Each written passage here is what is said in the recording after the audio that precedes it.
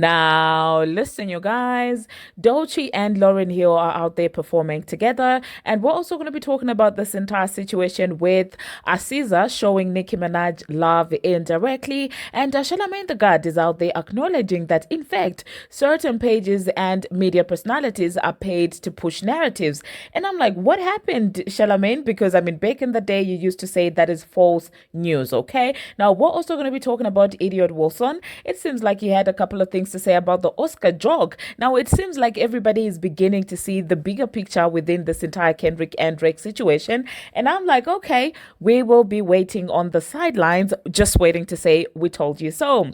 Hello, everybody, and welcome to the Tea Blog. I trust you guys are doing well, and I trust you are doing great. Personally, I am doing great. You guys, I am doing extremely amazing. And without further ado, let us dive straight into today's tea. So, first of all, we're going to talk about Doechii and Miss Lauryn Hill, okay? Now, this is a combination that I did not see coming, but I mean, Doechii did say that Miss Lauryn Hill is one of her inspiration, and I mean, she also did mention Missy Elliott and a couple of other people, and I did notice that a lot of the people that she did mention are people that have a much darker skin tone, so I'm not mad at her for wanting representation, in as far as somebody with their own skin tone is concerned. However, what we didn't see coming is the two of them, performing together. Now, there is no lie about Lauryn Hill being an icon. She is an icon. She's a lot of people's icons, including Nicki Minaj. So I'm not surprised that Doechii would look at Miss Lauryn Hill as an icon. So they performed together. At a festival in Miami, and I will say that it was a win for Doechii. That's definitely, a win for Doechii, regardless of how the audience were receiving the the performance. Because I mean, I did see some people saying that it was quiet in there. Nobody was basically reciprocating the energy that they brought to the stage. But personally, I mean, performing with Lauryn Hill, that's a flex in itself.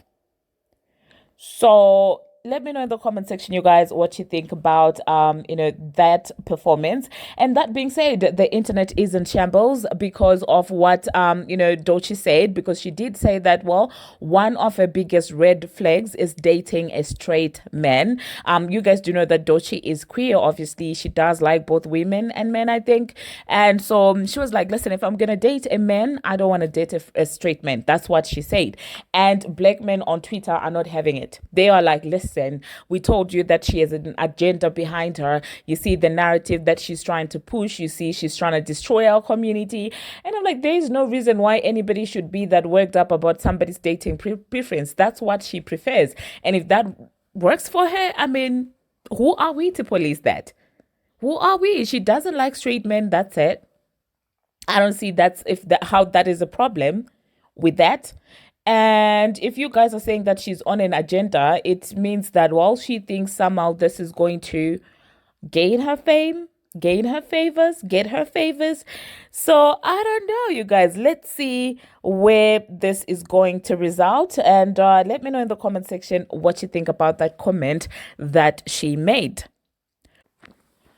Now, moving on to the next thing that we're going to be talking about, we're going to talk about SZA, okay? We're going to talk about lying SZA. So one thing about lying SZA is she never directly shows Nicki Minaj some love. So, of course, people in the past have always speculated that, well, it does seem like she doesn't like Nicki Minaj for some reason and stuff like that.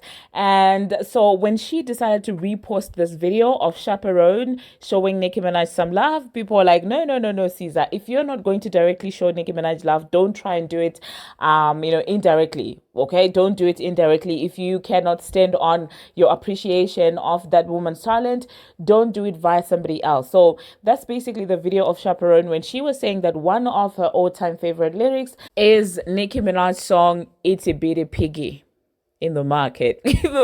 Guys, I've been trying to not sing this part. I've redone this part for like, I don't know, 4 times, and I've been trying to just say itty bitty piggy.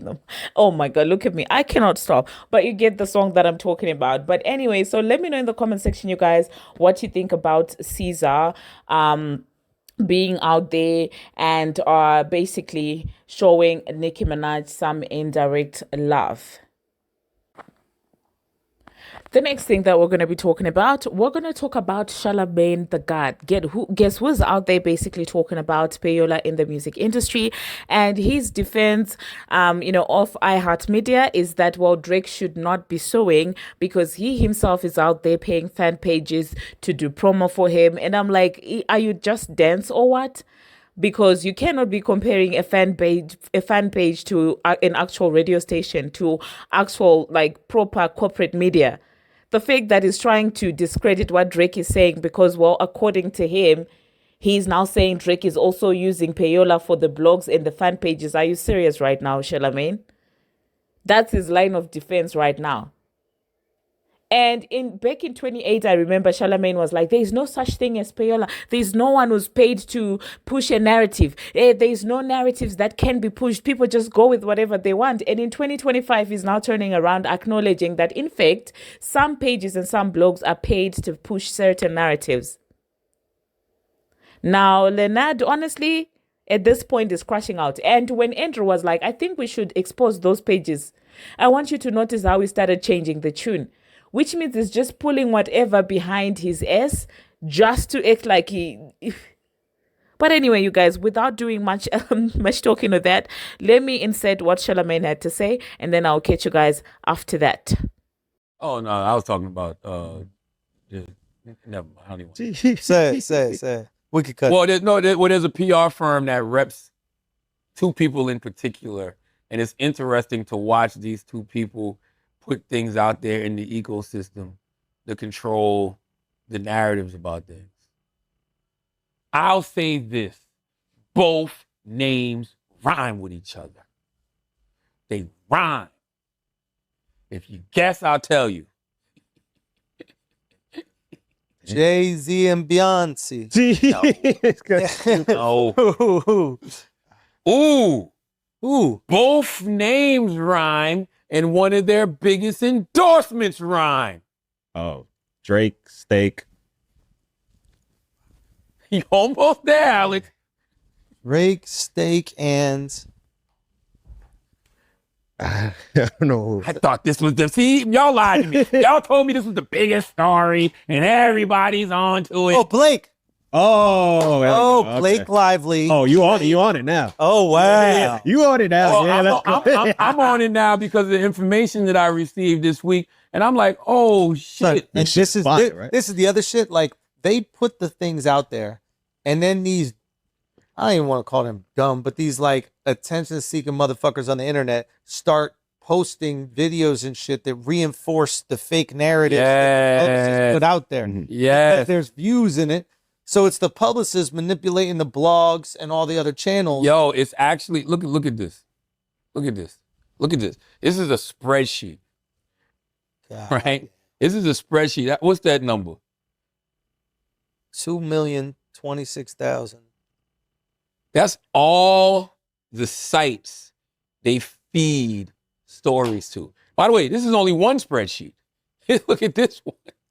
So I would love and by the way, look, and it's not just the sites. Look, hold on, look what's on. Look at the stuff that's on here. Look at all of the websites, all of the fan pages, all of the blog sites. I'm not gonna jump out the window and accuse y'all of anything. I'm just gonna simply say we know who's getting paid to push things, and we know who's getting paid to push things. We know who's getting paid to push things. We should put the people out. This and put it in one of these blogs right here. Nah, but we should because some of these people are dumb enough to do it without getting paid. They're so stupid they just run it with the story.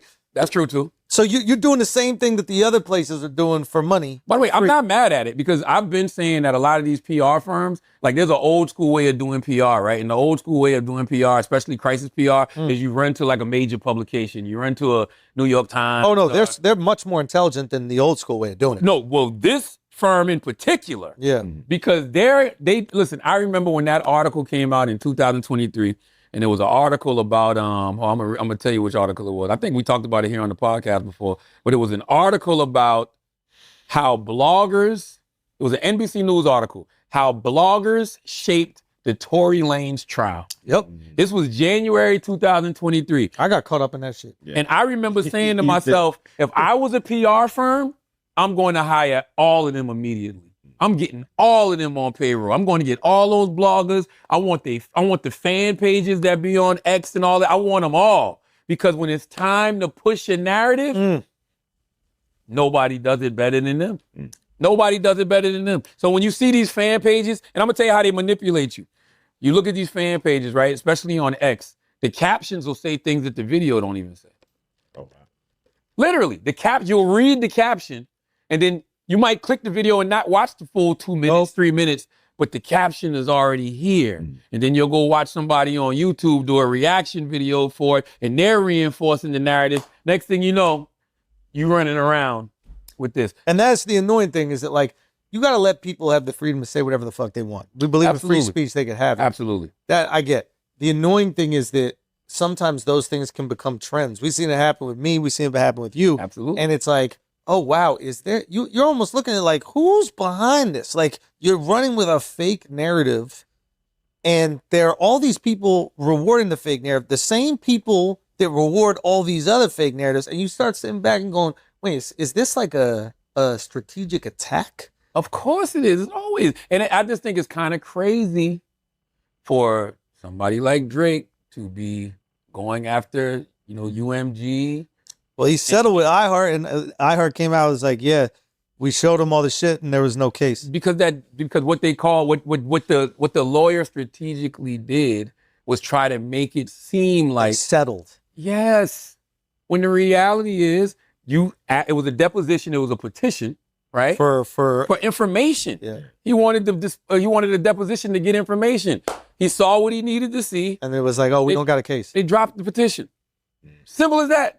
Nothing more, nothing less. But it's just funny to me to accuse entities of taking money to do whatever.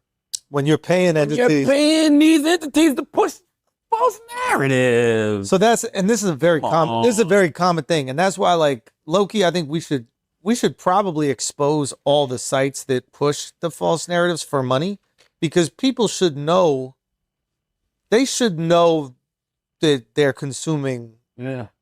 I don't know who's pushing what for money yet. I just know that I have a spreadsheet of all of the places that the firm, PR firm pushed the story to. Mm-hmm. So, it may not even be a thing where you're actually paying people directly, but you're paying a PR firm, and this PR firm has these people in the tuck. By the way, I ain't mad at it. I might need y'all one day. That's the thing. You know what I'm saying? Like also the opposition. I remember you said to me this fire shit. I've said this to other people. Hey, pay attention. Pay attention to whoever's hating right now. I go, why? Oh, yes. This was beautiful. That's right. You're like, it was even during the Kendrick shit, or it was during that like shit's a gig shit. And it was like, yo, pay attention to who's hating right now. I'm like, why? He goes, because they've been hating the whole time. The whole time? They've been nice to you, but they didn't have the confidence to come out. And now that it looks like there's a tsunami, now that there's like a little confidence, they feel it's over for you, so they can get behind it. Now they were hating the whole fucking They read in Friday. They read it Friday. They read in Friday. Yep. Debo knocked out, Debo on the ground. Now let me go grab his chain, punch him, and run off to the car. Yeah. Your polarization.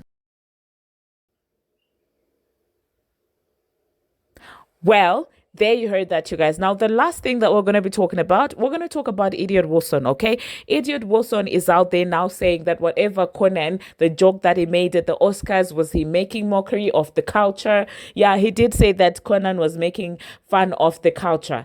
Oh my God, how could he say something like that? And that coming from Idiot Wilson is rather interesting, because they were all for somebody using the Super Bowl stage to settle scores. So I'm now surprised that they're now crying to say that, well, Conan was making fun of both Kendrick and Drake. And I'm just like, boy, shut up, idiot. Like, seriously. But anyway, let me just insert what Idiot Wilson had to say. And I don't think that you guys are going to come back after that. So that being said, thank you very much, you guys, for watching. And thank you very much for making it this far. If you have not already, what are you waiting for? Smash that subscribe button and do turn on the notification bell so that you will be notified each and every time that I post. Until my next one, see you. See you. Until my next one. And because the same thing I dug about Andrew Schultz, it's like, it's got to be funny. I get your comedian gives you the license, right? Well, we're halfway through the show. which means it's time for Kendrick Lamar to come out and call Drake a pedophile. It didn't make me laugh. I get that it could be constructed as like a clever written joke. Like, okay, You know what, though? huh? You know what? Nigga, funny joke. It wasn't funny. It wasn't funny. That's my point. Because it's about like, I get the structuring, right? It's like, because I'm a writer. I don't know if you guys know. Yeah. That, you know, okay, like, it's a big award ceremony. It's a big moment. So, of course, something has to happen where Kendrick has a moment where he's calling Drake a that, right? Because we saw it at the Super Bowl, saw it at the Grammys. Yeah. Aha. And then he thinks the killer line to say, and I'm lawyered up. Like, he thinks that's going to be the killer line. The Conan's going to say, I'm lawyered up. That was funny. And then it's, No. That shit was not funny, man. The lawyer was funny to me. It was clever. It was written. I smiled. No, but that's not. But see, that's not good enough for me as a joke, especially if it's controversial. It's humorous. No, you don't laugh. You have to, for humorous to me, you have to actually laugh. Something that's come out of your system where you laugh. You can smile. Like, that's clever. So that's not funny. Something can be humorous without you laughing about it. But I think if it's volatile and offensive type material, that land. If you say you're gonna have sex with Kendrick Lamar and you're a male comedian, white male, that be funny. That's not funny. When Andrew did a bit about the Diddy Meek Mill funny, and we laughed out loud, and that shit was, oh shit, that's crazy. It's comedy club. So, club for smiles, they want laughs. Or claps these days. Yo, the way Head smiled at me, I knew that joke really landed. Well, for me, yeah. Head went like this. That's honestly for Head. No, but if if you're in a comedy club and everybody reacts like you, did that joke land? It depends on a bunch of smiling. Are they stoic? A comedy club full of DJ I don't want heads would be stoicness at the comedy horrific club for a comedian. That would be torture. Well, you know how we laugh at the Gen Z, millennial Gen Zs, how we laugh at one word. Hilarious. Spooky. See, that's not laughing. That's not comedy. That's not comedy, my G. You know what I'm saying? That's why I didn't repost it. So anti-Drake. I didn't. It looked like outsiders of the culture trying to attach themselves to culture. I think it's offensive to Drake and Kendrick. It's not cool. It's whack. I didn't like the hypocrisy I Conan saw. do look kind of scary, right? He does. But when you not saying Conan isn't a brilliant, smart comedian. I think he did a great job overall as the host, but that joke wasn't cool. Jay. No, when you mentioned Schultz, what I didn't like to see is people completely losing the same energy. So the people who were, this is a joke. You're taking it too seriously. Andrew Schultz was making a joke about Kendrick Lamar. Wow, Kendrick fans don't understand comedy. Then Conan drops the joke at Drake's expense. This joke is too far. It's done. We can't. Why are we making jokes about that? I'm just saying keep the same energy. I personally didn't think this was the funniest joke either. Well, I think that's because he outright used the P word. He outright used the word. Yeah, and it kind of like... that's what was triggering the people, where it's like... Yeah, they're like, how could he say that? But he's trying to say, he said, Kendrick's going to call him it. Like, I'm not in it. Kendrick's going to call him it. That's why I didn't like it either. It seems like outsidery culture-y. See what I'm saying? Yeah, it was a little, The black guy's going to come in. The crazy black guy's going to come out and call the other one this. You don't see it that way, Head? I'm adding up outsidery culture. Hold on. Outsidery culture? Carry the one. I don't get it. Outsidery. Did you square the two, though? Square the offensive to our culture, where it's like, the other guy's going to come in and call the other guy that thing. Yeah. Like, a little outsiders like watch to the culture. Fight type thing. Yeah, it's like on it, because they're not a part of the conversation. We made Super Bowl part of our conversation. We made the Grammys part of our conversation. The Oscars, besides the Gold Party, if you want to segue, is the only connection to that with that culture, and like that's the point. It's like I feel you. I'm just you're not connected to us. You ain't feeding us and like connect to us. And bottom line again, the shit just wasn't funny to me. That's all. Lawyered Up wasn't even funny. It wasn't funny. Lawyered Up. The Lawyered Up. It was part. acknowledgement that might be a clever premise, but that's not a joke. A joke you should laugh. And your reaction. And he's going to change his mind later?